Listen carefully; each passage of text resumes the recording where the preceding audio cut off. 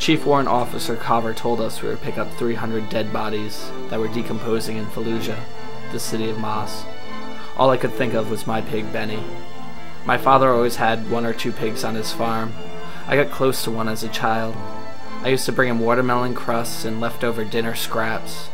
He used to smell my distinct odor before I even opened the door to his pen. He would wiggle his tail, snort and sniff me as if I was his best friend. Benny got fatter and fatter as I kept feeding him. Time went on. Then one day my father told me he had a great experience for me. We took Benny to the butcher. I helped package up his parts, we loaded them in my dad's pickup, then went out for ice cream.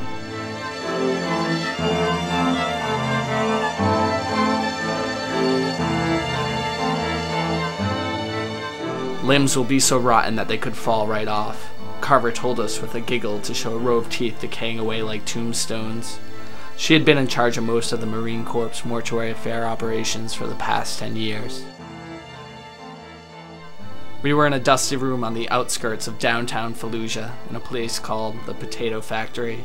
It was a gray old factory with conveyor belts going in all sorts of crazy directions.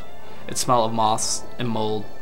Dusty beams of light shone the morning sun through the cracked windows, and it looked abandoned long before the war started.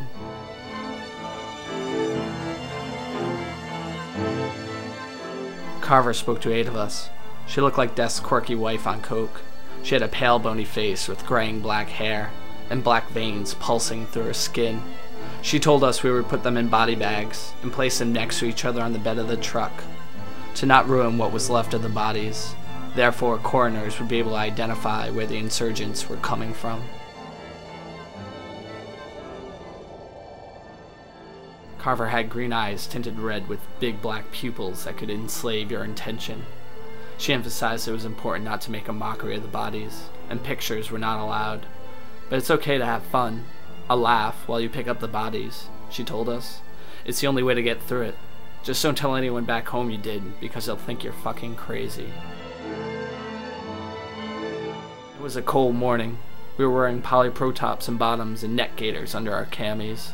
I was excited to finally do something that was required in a war. Phantom Fury had been going on for almost a week.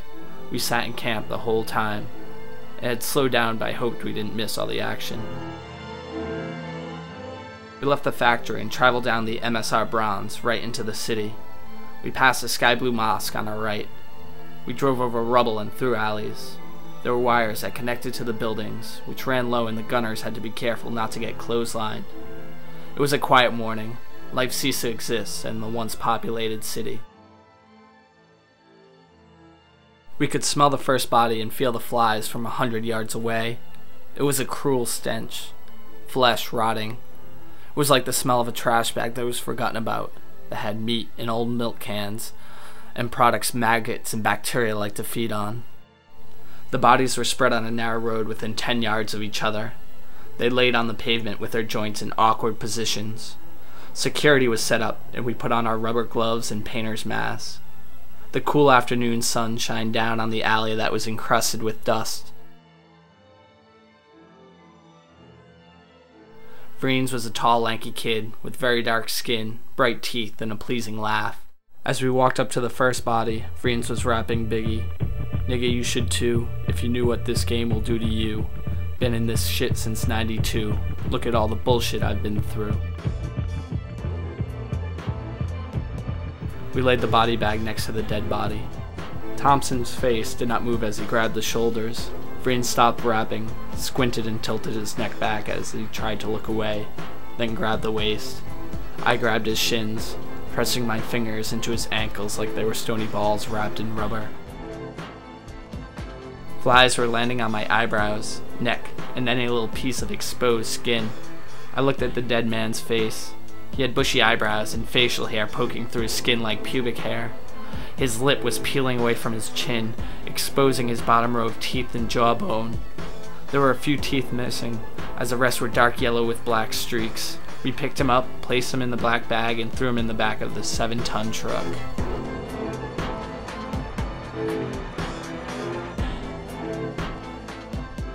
Picked up bodies all day, some which were dead days ago, Some that died hours ago, some fat ones, some skinny ones, some exposing bones with maggots eating their flesh, and even a woman.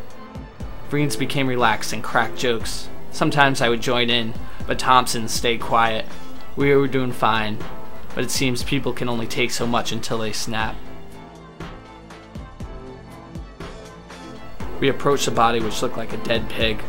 It lay helplessly on the curb next to a pile of rubble, on a street with a row of 4-story buildings, riddled with holes behind it. The body was face down in a puddle of water. It had brown, smooth skin that was bloated and peppered with blood and dust. As we approached it, Vreens said, "Yo dog, you smell like shit." Flies were everywhere. We had to fight through them. "You shouldn't be smiling, you could have lost both legs," I said and laughed. "What do you think about this asshole, Thompson?" Vreens asked. "I don't," Thompson said and stared at the back, ready to flip him over. Thompson had picked up a few dead bodies in a lake when he was a fireman back home. It was a child that fell through thin ice in a pond, and was a much worse experience than picking up any of these terrorists. He flipped the body over. Maggots spewed out from a large hole in his robe, in between his ivory ribs, and out of his torn brown flesh like ants on a piece of sausage that had been left in the street from a summer barbecue. His flesh was tearing away from his cheekbone, exposing his green, bloodshot eyes, staring into the space between the three of us. We barely lifted the body, and Vreens immediately dropped the body, ran 5 yards, puked. The rest of his slimy body slipped through our fingers and hit the ground with a thud, and the head detached. Thompson was pissed. I was pissed too, but I also felt like puking. Thompson picked up the head like a football and threw it at Vreens.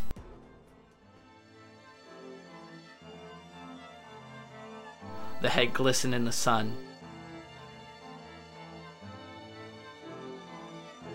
and hit Vreens on the back with a splatter, like it was a wet sponge. Vreens didn't even notice until he was finished throwing up his meatloaf and gravy MRE.